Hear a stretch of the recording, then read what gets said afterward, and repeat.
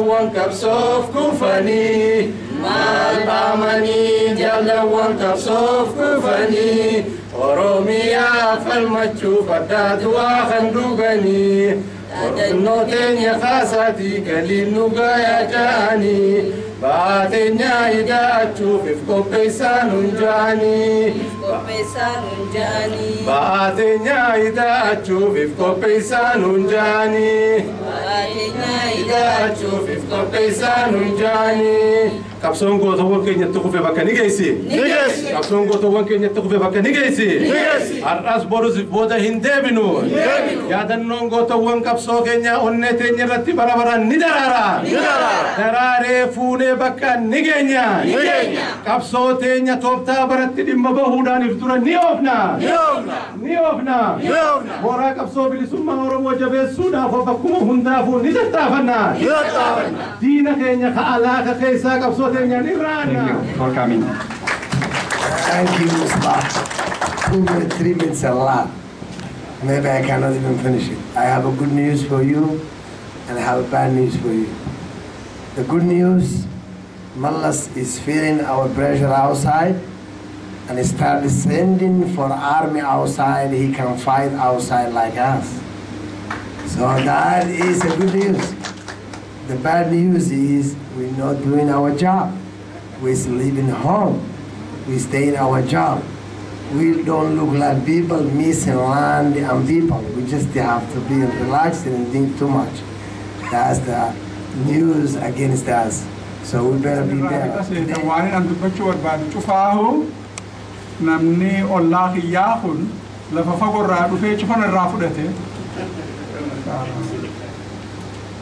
بيان أفان كيني كجاري بيخا أفان فرنجلة اتماكو هدو اتماكو أنا ما يكون دبليون هدو اتماكه إفهم أنا أقول أفان إنجليز أفان رومو ربيخه خلينتين تقعدوا بتشوف تكا أما تصدمي سدي أفان إنجليزين أبجو أركي منام أركي بيخا أفان موروموت أما يكون حاسو ودون بينه أكا ورد الرئة أورادو في نمد الرئة أورادو في يو سايبا كباتن يبوها سوان وردي لما سدي جانيتي تعربا خيسة بدني تنكاري بيتا دور أوارو تور أما أني سكسين تهي مال قرنغا جزيتا كتاكا كلاسي خيسة كفلي خيسة يبون برسيسو ودونين أفان إنجليزين دبر نوتي بقمان سنين جابر أفان رومو قدان جبان كنتو فجولين باردين مال تهينا متشير أجال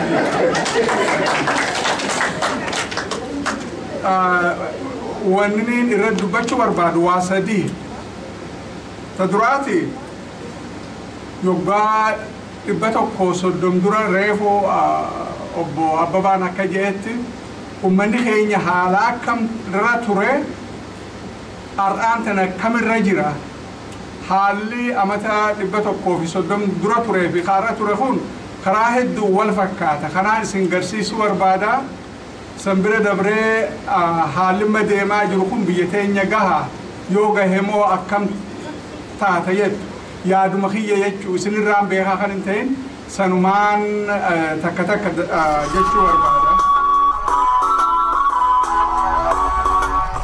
Dr. Muhammad itti fufuun ummanni Oromoo waggaa 130 dura saba biyyaa fi mootummaa mataa isaa qabaatee bilisummaan jiraachaa ture ta'uu isaa ibsuun haa ta'uyyuu malee gaafa gurmuun isaa diigamaa fi tokkummaan isaa hiikkataa deemutti gita bittoota Habashaan salphaatti akka caban ibsan.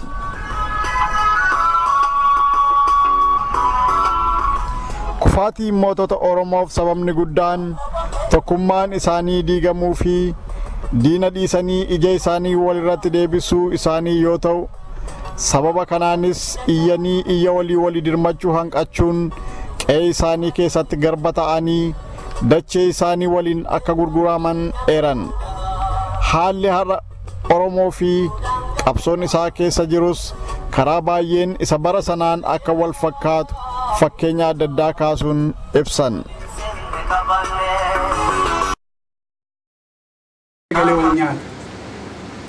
ar'aantana rakkoon dhaaba keessatti dhalattee ummata keessatti dhalattee ummanni keenya wanni gamaa gamanaa wal afaan garagalee wal nyaatuuf namni taramee karaa hedduun explain godhuu ni danda'amti guddaan isii amata 15 dabre kana keessatti qabsoon Oromoo progressa fuula dura nama deemsitu hin goone hin baaf yogguu progressniin kun hafe yogguu guddinni abdiin nama keenyaa bakka namni keenya gahuu barbaadu yogguu hafe ilmi namaa abdii murata frustrated ta'a ummanni tokko yogguu frustrated ta'e mana keessan keessatti ilaala namni wal nyaata wal afaan garagala aaduma ilma namaatii bar jiruma ilma namaatu akkasii laal afaan faranjiitti maal jaan seetan hope for achieving something brings people together despair namni yogguu abdii murate addaan faca'a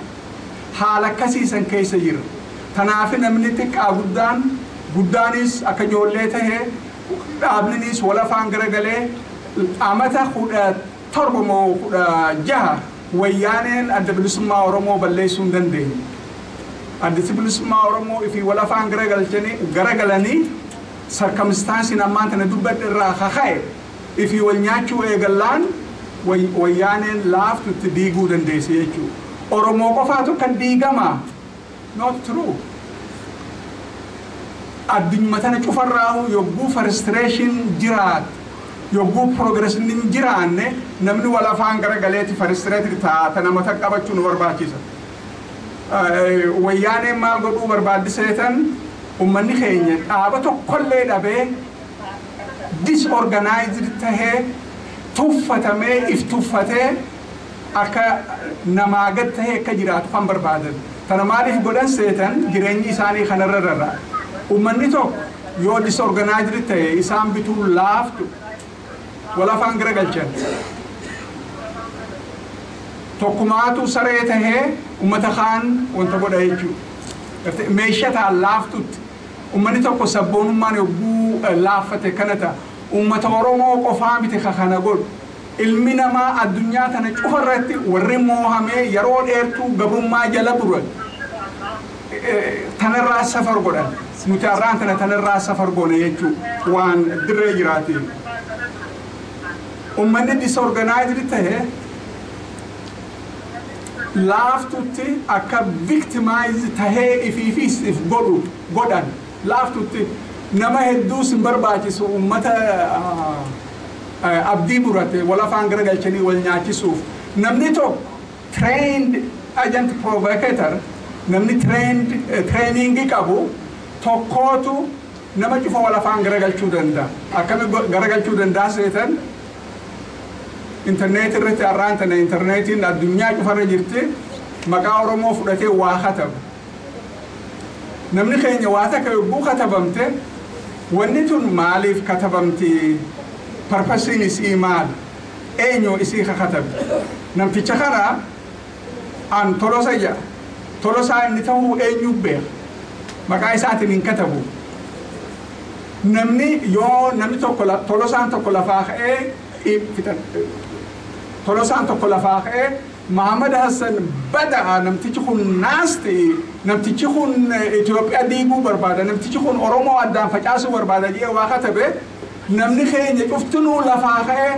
way akkana ja'anii bar namtichi barbadaa kan ja'an taate mataa rabbiin nuu kenne using goone jechuudha namni waa takka yogguu waa takka dubbise maalirraa dhufte purpose isii kun maaliif kana godhan ja'anii yoo if gaafachuu baatan paaltook irratti yoo namni maqaa jijjiiratee waa jee maalirraa kaate dubbiin tun gartee ar'aan tana diinni karaa 100 nama addaan facaasuu danda'a keessaahu nama ummata demoralized tahee disspirited tahee frustrated tahee laaftutti wal afaan garagaltanii wal nyaachisuu laaftu tana maaliif hin deddeebisee dubbadha seetan yoo waa takka dubbiftan rabbii ja'a never jump to conclusion tun eessarraa kaate purpose isii maal yoo raadiyoon irratti taate yoo televiziyoon irratti illee kan dubbatan taate if gaafadha purpose saniif gaafadha san malee namni laaftutti wal afaan garagalee wal nyaata jechuu kiyya